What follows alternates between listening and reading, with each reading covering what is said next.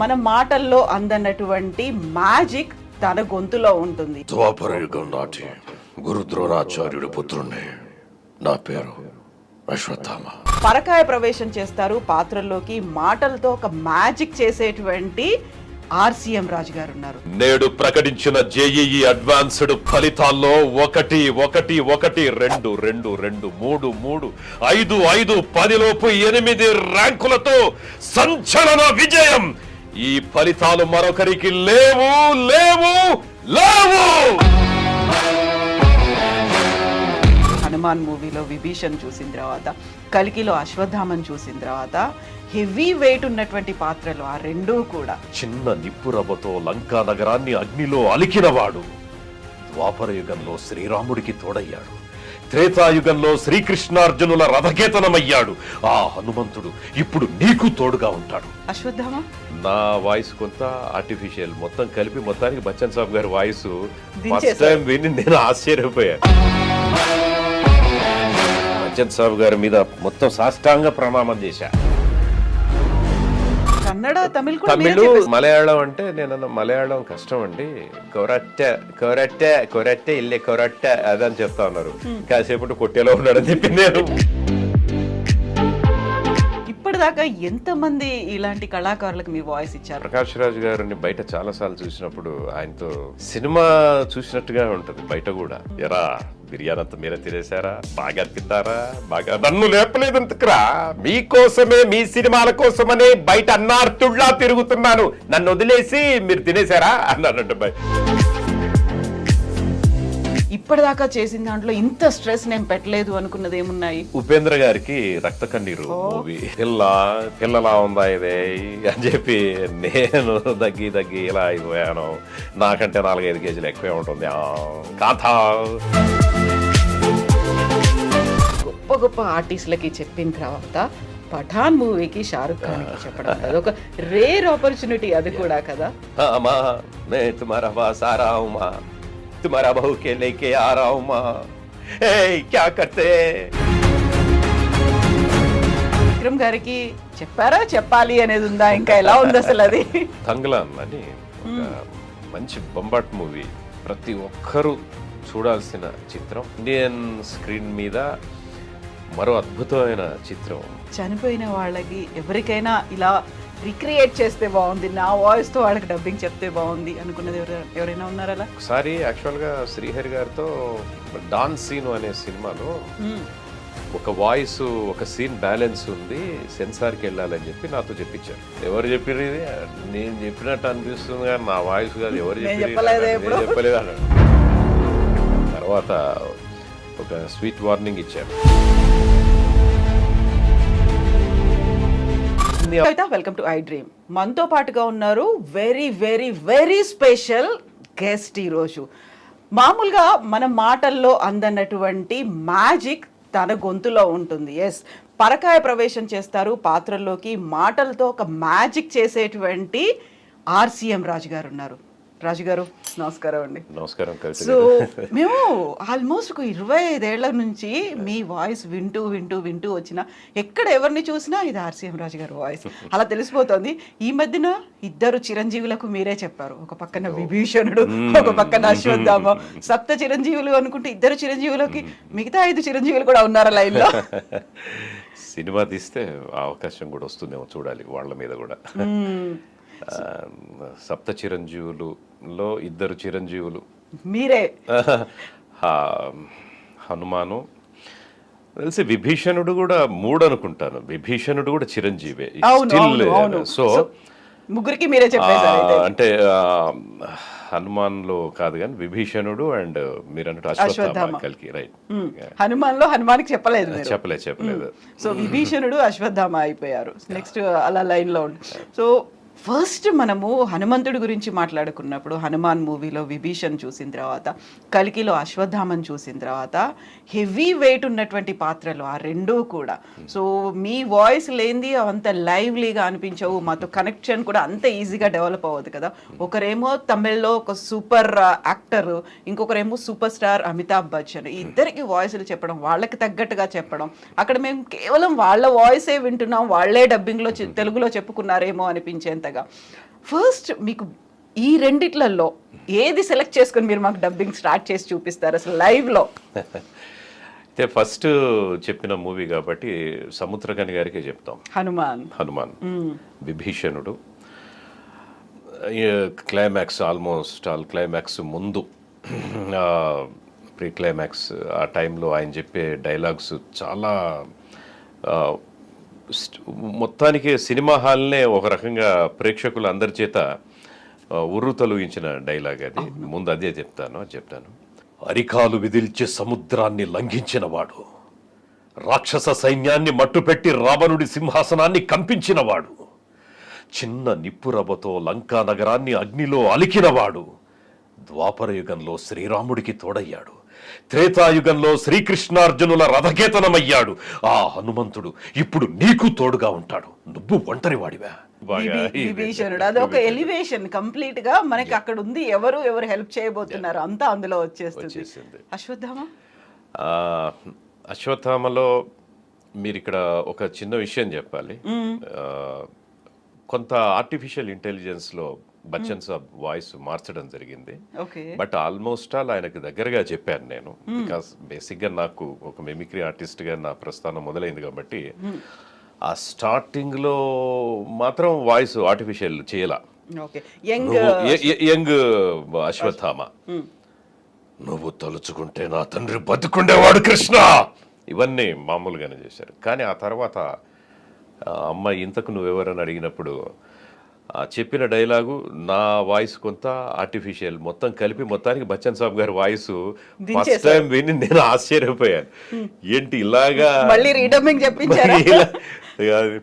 నా వాయిస్ మీరు అన్నట్టు రీడబ్ చెప్పారు అన్నంత న్యాచురల్ గా నేను చెప్పిన వాయిసేనా ఇది అని కంగారు పడ్డాను. అచ్చంగా నువ్వు చెప్పిన వాయిసే, ఒకసారి చూసుకోండి ఎలా వచ్చిందో మీరు చెప్పిందని ప్లే చేస్తే ల్యాబ్లో అసలు వండర్.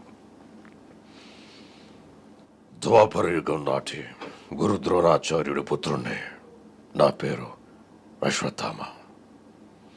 ఇక్కడ ఉంటే నీ ప్రాణాలకి ప్రమాదం తల్లి, బయలుదేరదాం. కడుపులో ఎవరైనా ఒక బిడ్డను మోస్తారు, కానీ నువ్వు మోస్తుంది సాక్షాత్తు ఆ భగవంతుణ్ణి. సోదరా నా మాట విను, సమయం ఆసన్నమయ్యింది. ఇలాగా మొత్తం ఇలా నేను చెప్పిన దాన్ని ఇంకా ప్యూర్ బచ్చన్ సాబ్ వాయిస్ లో ఇంకా మార్చారు, ఆ ఫ్లేవర్ అదంతా వేసి. అంటే నాకు తెలిసి తెలుగు స్క్రీన్ మీద అంతకుముందు కూడా కొన్ని ఆర్టిఫిషియల్ ఇంటెలిజెన్స్ ప్రయోగాలు జరిగాయి. సాంగ్స్ కూడా ఎస్పి బాలు గారు పాడినట్టుగా వచ్చింది అనేది ఒకటి కొంత కాంట్రవర్సీ కూడా అయింది. అట్లాగే ఇది మాత్రం అసలు మనం ఎవరో చెప్పింది ఎలా మారింది అన్నది మాకు తెలియదు. మనం చెప్పింది ఇలా వస్తుంది అని అంటే నిజంగా 25 సంవత్సరాలు నా కెరీర్లో ఇది 25th ఇయర్. నాకు 99లో ఋతురాగాలు ఫస్ట్ డైలీ సీరియల్తో స్టార్ట్ చేశాను. మంజులా నాయుడు గారు, సుధాకర్ నాయుడు గారు, బిందు నాయుడు గారు ఎప్పుడు కూడా ఆల్వేస్ నేను ఐ రిమెంబర్ దెమ్. వాళ్ళ ప్రోత్సాహం నాకు, అంటే అప్పుడు నేను జీరో, ఎవరో తెలియదు. అలాంటి టైంలో ఎంకరేజ్ చేసే అవకాశం ఇచ్చి కర్రా నగేష్ గారికి నేను డబ్బింగ్ చెప్పడం, అలాగా మొదలైన ప్రస్థానం ఈరోజు 2024 బచ్చన్ సాబ్ వరకు. అంటే ఎవరికైనా ఎవ్రీబడీస్ డ్రీమ్, అంటే బచ్చన్ గారు అంటే ఇస్ ఐకాన్ ఆఫ్ యాక్టింగ్కే ఇది కదా. నేను నా Nandi award, second Nandi award for film పోరు తెలంగాణ నారాయణమూర్తి గారి సినిమాకి నేను అవార్డు, కిరణ్ కుమార్ రెడ్డి గారు సీఎంగా ఉన్నారు ఆ టైంలో బచ్చన్ గారు వచ్చారు, అవార్డు సెరమనీకి వచ్చారు. వస్తే ముఖ్యంగా నేను అది నాకు 4వ నంది. నంది అవార్డ్స్ ఎక్స్పీరియన్స్ ఉంది నాకు. ఎందుకనంటే ఈ సీఎంలు కానీ వీళ్ళు ఎవరైనా పెద్ద పెద్ద విఐపీస్ వచ్చి ఏం చేస్తారంటే మెయిన్ హీరోస్కి హీరోయిన్స్కి ఆ తర్వాత మ్యూజిక్ డైరెక్టర్స్కి బాగా గ్లామర్ అంటే బాగా ఎవరైతే ఎక్కువగా సెలబ్రిటీస్ వాళ్ళకి ఇచ్చేసి వెళ్ళిపోతారు. బికాస్ వాళ్ళని అనుకోవడానికి కూడా టైము దాదాపుగా ఉంటుంది 75-80 అవార్డులు ఉంటాయి కాబట్టి టైం ఫ్యాక్ట్ కూడా ఉంటుంది, అందరికి ఇవ్వలేరు కాబట్టి. అలాగే ఈ సెరమనీ జరుగుతుంది 2013 లలిత కళాతోరణంలో. ఆల్ ఇండియా రేడియో మురళీకృష్ణ అనే అనౌన్సర్గా ఉంటారు ఇలాంటి ప్రోగ్రామ్స్కి. ఆయన దగ్గరికి వెళ్ళి అన్న మీరు నాకు హెల్ప్ చేయాలన్నా. ఏంటి అన్న మిమ్మల్ని ఇప్పుడేది అడగలేదు, నాకు నా పేరు మీరు ముందుగా పిలవాలి, ఎందుకంటే వీళ్ళు 10 మందికో 20 మందికి ఇచ్చేసి వెళ్ళిపోతారేమో అని నాకు కంగారుగా ఉంది. వాళ్ళు కాకపోతే మీరన్నా ఇవ్వండి పక్క వాళ్ళతో ఇప్పిస్తారు వాళ్ళు కూర్చొని, అంతేగా వాళ్ళ చేతుల మించి తీసుకుంటే అది వేరే కదా. అవును అని అంటే చూసాడు లిస్ట్లో 45th 46th నేమ్ ఉంది రాజా అన్నాడు. నాకు తెలియదు, నన్ను ఏం చేస్తారో తెలియదు నన్ను అంటే. పాపం 11-12 అవార్డుగా ఆయన పిలిచారు. తొందరగా వెళ్ళి రావాలి చూడు, ఎక్కువ టైం తీసుకోవద్దు అంటే ఆల్మోస్ట్ ఆల్ పరిగెత్తినంత పనిచేసి బచ్చన్ సాబ్ గారి మీద మొత్తం సాష్టాంగ ప్రణామం చేశా. ఇప్పటికీ ఆ వీడియో ఉంది చేసి. కిరణ్ కుమార్ రెడ్డి గారు ఆయన చేతుల మీద తీసుకుంటూ అన్యాపదేశంగా నా నోటి నుంచి ఒక మాట వచ్చింది, sir I'm taking this award by the hands of acting God అని. కంగ్రాట్స్ అన్నారు ఆయన. ఆయన కళ్ళు గాజు గోళీల్లాగా మెరుస్తూ ఉన్నాయి, ఆ కంటిలో ఆ తేజస్సు అంది. అంటే ఇప్పటికి 10 సంవత్సరాల కిందట 2013 అంటే ఆల్మోస్ట్ ఆల్ మనం ఒక 11 సంవత్సరాలు వెనక. ఇప్పుడు ఆయన ఒక 81 అనుకుంటే అప్పుడు 70sలో ఉన్నారు. అయినా కూడా ఆ కళ్ళల్లో కాంతి అలా ఉంది. నిజంగా ఆ మరపురాని సంఘటన తర్వాత నాకు మర్చిపోలేము. అది ఎప్పటికీ ఆ టర్మ్లో ఇంకోటి ఒక 10 మందికి 15 మందికి 20 మందికి ఇచ్చి వెళ్ళలా, అందరికీ ఇచ్చారు, 80 మందికి ఇచ్చారు. అబ్బా నేను హడావిడి పడిపోయానా ఏంటి ఇంత అంటే అది ఊహించలేం ఒకవేళ ఇవ్వకపోతే. కానీ ఆయన డెడికేషన్ నిలబడి Kiran Kumar Reddy sir still so many awards are there అంటే नो मैं आया हूँ अवार्ड्स देने के लिए पूरा सब लोगों को देके जाता हूँ అందరికి చేసేలా మహానుభావుడు. అట్లాగే అందరు అదృష్టవంతులు ఆ టైంలో అందరి ఫోటోల్లో ఆయన ఉన్నారు. అయితే ఆ తర్వాత నాకు బచ్చన్ గారికి 1-2 చిన్న మూవీస్ అంటే కాందాహార్ అని ఒకటి మలయాళంలో చేశారు, తెలుగులో డబ్ చేశారు. అందులో నేను మోహన్ లాల్ గారికి చెప్పాను, ఒక్క సీన్లో ఈ మేజర్ రోల్ చేశారనమాట. బచ్చన్ సాబ్ ఉంటారు, ఒక రీల్ అంతా ఉంటారు. అది కూడా నేనే చెప్పాను మిమిక్రీ చేసి. మోహన్ లాల్ గారికి జనరల్ నా వాయిస్ చెప్పాను.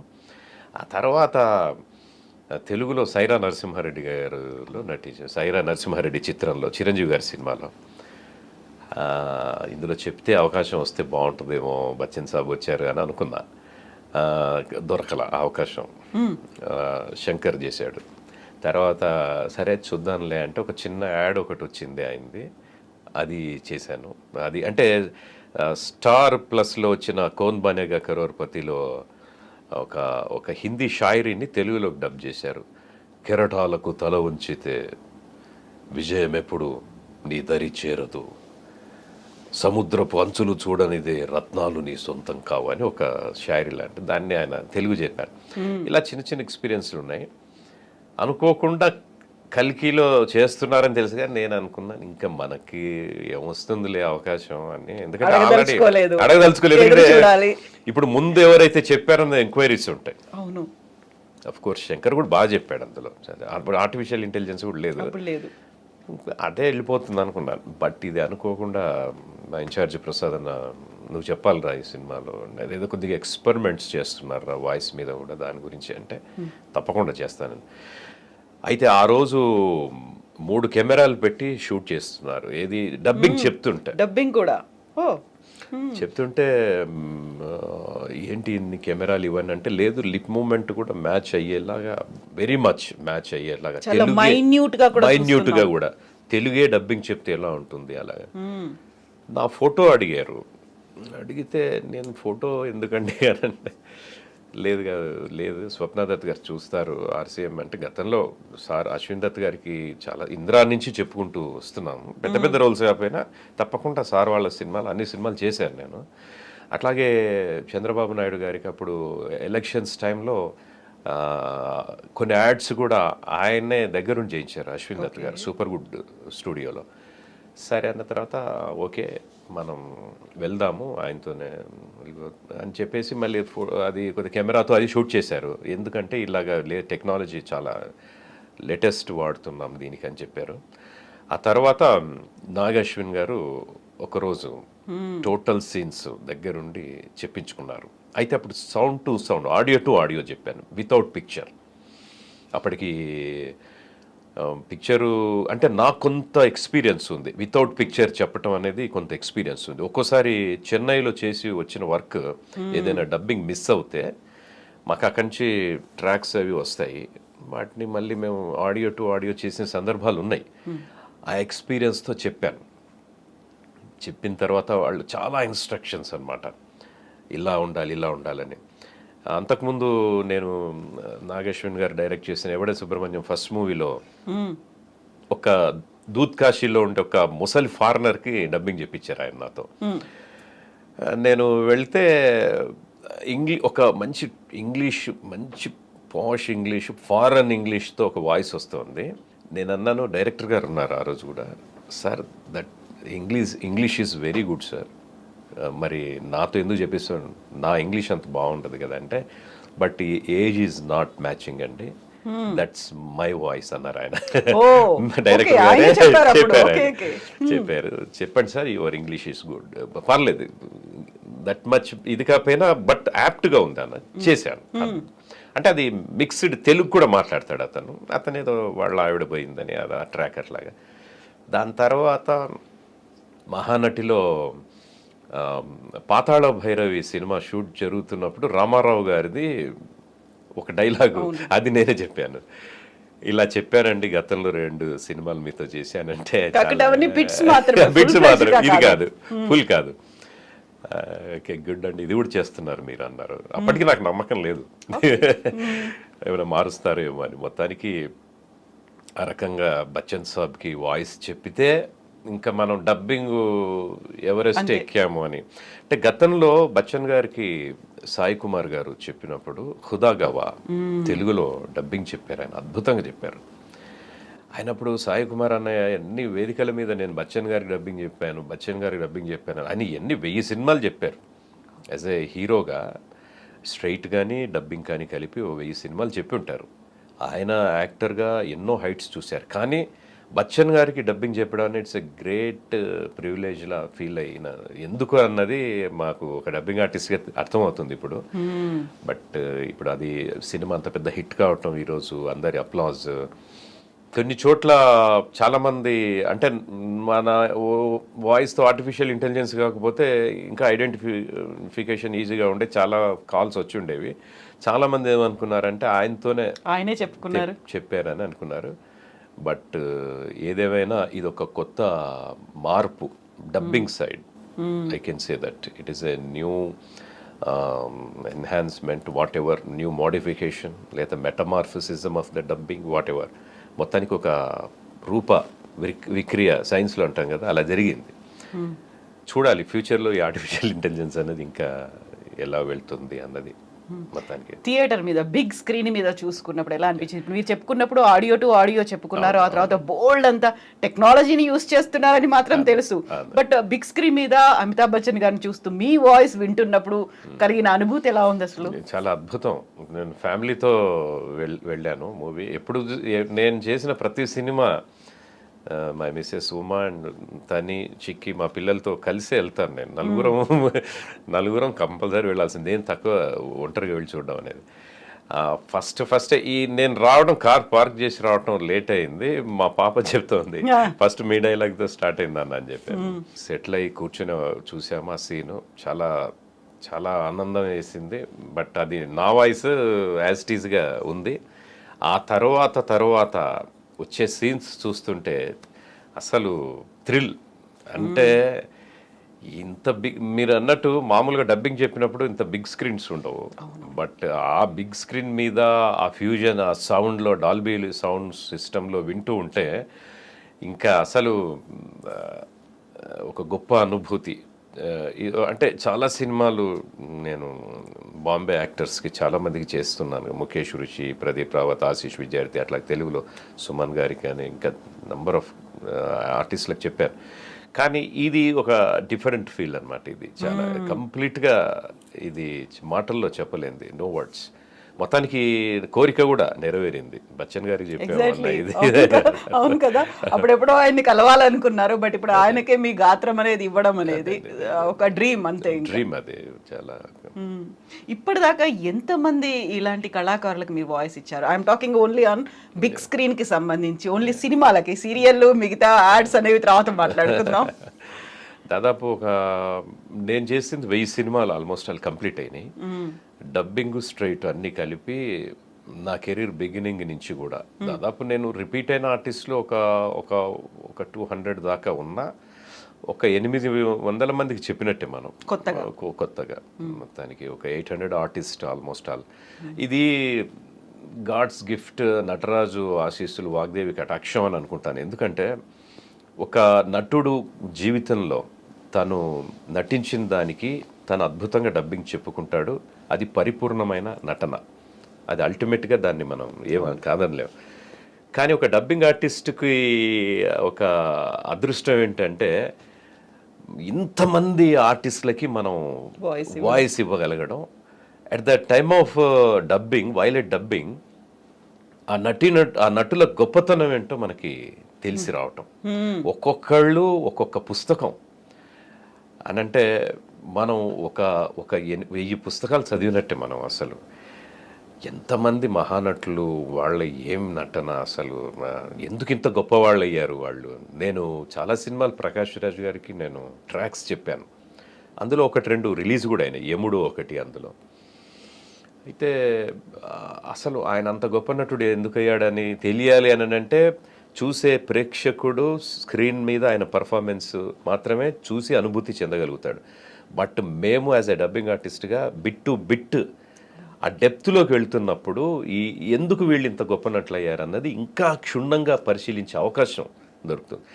చాలామంది హీరోలకి నేను ట్రాక్స్ అంటే వాళ్ళు రావటం అప్పుడు కొద్దిగా బిజీ. ప్రకాష్ రాజ్ గారికి ఎందుకు ట్రాక్స్ చేయించేవాళ్ళు అంటే ఆయన చాలా బిజీగా ఉండేవారు. రేపు రిలీజ్ అనగా కూడా ఈరోజు ముందు రోజు 2 రోజుల ముందు డబ్బింగ్ చెప్తే ఆయన ట్రాక్ మిక్స్ చేసిన సందర్భాలు ఉన్నాయి. మిగతా మా వాయిస్ అన్ని ప్రక్రియలకి, ట్రిమ్మింగ్ కానీ, ఆర్ఆర్ కానీ, వీటన్నిటికీ మిక్సింగ్ కానీ, ప్రీ మిక్సింగ్ కానీ వెళ్తుంది. అట్లాగా ఎన్నో సినిమాలు అట్లా అవసరం బట్టి చాలా మందికి బిజీ ఉన్న ఆర్టిస్టులకి నేను చెప్పడం జరిగింది ట్రాక్స్. మీరు ట్రాక్ చెప్పారు, ఇది చాలా బాగుంది, దీన్ని ఇలాగే ఉండనివ్వండి అన్నది ఏదైనా ఉందో? ఒరిజినల్ దానికి హీరోల్ని వాళ్ళని పక్కన పెట్టి, క్యారెక్టర్ ఆర్టిస్ట్ని పక్కన పెట్టి, ఆర్సీఎన్ గారు మీరు చెప్పిన ట్రాక్ చాలా బాగుంది, గో హెడ్ విత్ దిస్ అన్నది ఉందా? ఉంది. మురళీ శర్మ గారికి ఓకే, ఫస్ట్ మూవీ నాని గారి మూవీ చేశారు కదా, ఆ మూవీలో చెప్తే బన్నీవాసు గారు ఎవరన్నారంటే చాలా బాగుంది, బాగా చెప్పారు, బాగా మ్యాచ్ అయ్యింది కూడా, ఉంచేయచ్చు అని. ఆల్మోస్ట్ ఆల్ అలాగే కొద్దిగా మిమిక్రీ కూడా తెలుసు కాబట్టి కొద్దిగా కైండ్ ఆఫ్ ఇది చేశాను కాబట్టి బాగుంది, ఉంచేద్దాం అని కూడా అనుకుని, లేదు మురళీ శర్మ గారు తెలుగు చాలా బాగా చెప్తారు, ఆయన ఆల్మోస్ట్ ఆల్ ఆయన డబ్బింగ్స్ అని ఆయన్ని చెప్పుకుంటారు కదా అని చెప్పేసి ఆ సినిమాకి మళ్ళీ ఆయన వచ్చి డబ్ చేయడం జరిగింది. అదొకటి అన్నారనమాట, చాలా దగ్గరగా చెప్పావు, ఉంచేద్దాం అనుకున్నాం ఒకనొక టైంలో, బట్ మురళీ శర్మ గారు వెరీ పర్టికులర్, ఆయన వచ్చి చెప్పారు. తెలుగు ఆయన బాగా మాట్లాడగలుగుతారు, తెలుగువారు కదా ఆయన, అట్లాగానే ఆయన మిస్ అయ్యి లేదు అని అంటే ఇంకా అది ఉంచేసేవాళ్ళేమో బాగా. సత్యప్రకాష్ గారికి ఒకసారి కోడిపుంజ అనుకుంటాను సినిమా పేరు, ఆ సినిమాలో చెప్పాను. చెప్తే ఆయన వచ్చారు, డబ్బింగ్కి వచ్చారు, ట్రాక్ చెప్పాను, ట్రాక్ అని చెప్పి